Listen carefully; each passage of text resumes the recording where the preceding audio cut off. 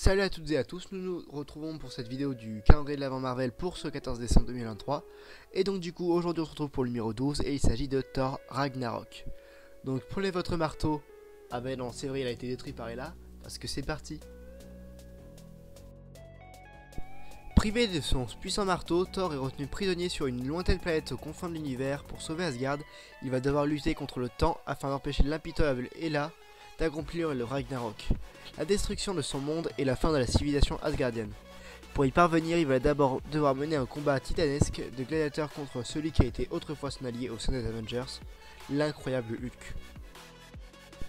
Redoutables adversaires.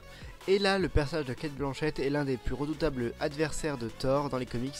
C'est le premier super vilain féminin à tenir un premier rôle dans un film de studio Marvel. Un art martial brésilien. Pour se préparer à jouer Hela, Cate Blanchett a beaucoup pratiqué la capoeira. Devenir Korg.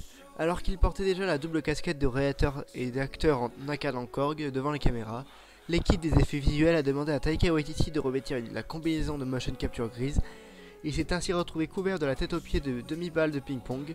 Ses repères utilisés pour le tracking, la détection et le suivi des positions et des mouvements ont permis aux animateurs effets de créer le personnage par ordinateur lors de la post-production.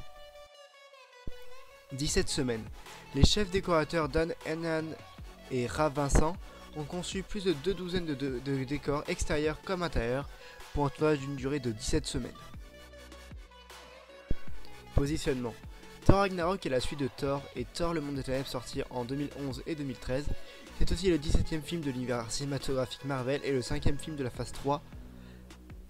Captain America Civil War, Doctor Strange, Les Galaxies Volume 2 et Spider-Man Homecoming. Des pizzas. Chris Hemsworth s'est amusé à distribuer des pizzas aux foules de Brisbane. Elles étaient commandées par le régisseur général de la production, Duncan Jones. Apparition du réalisateur.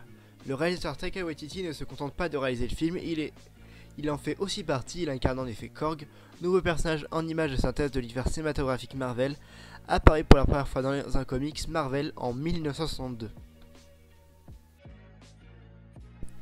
9 plateaux.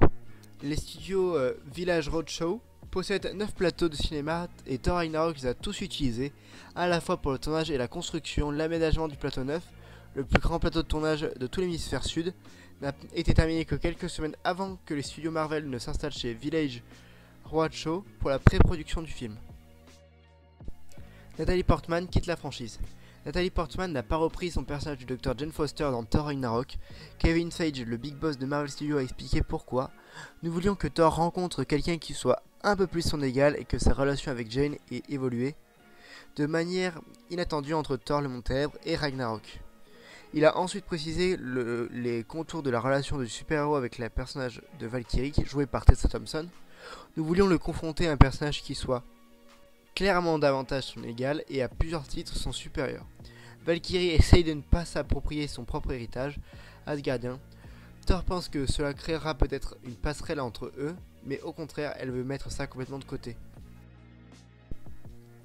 Retrouvailles. Sam Neill et Jeff Goldblum s'étaient déjà donné la réplique dans Jurassic Park et on les retrouve ici pour jouer respectivement un acteur jouant le père de Thor et de Loki et Jeff Goldblum le rôle du grand maître qui est dans les comics le frère du collectionneur.